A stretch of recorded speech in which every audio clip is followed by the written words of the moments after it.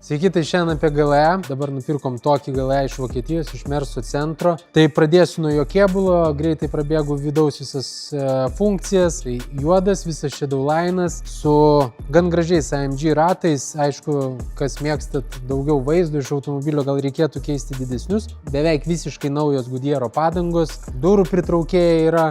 Čia yra GLE 3 PMDE. Tai jisai yra įkraunamas hybridas, pasikrauti namuose automobilį ir važinėti tik elektra.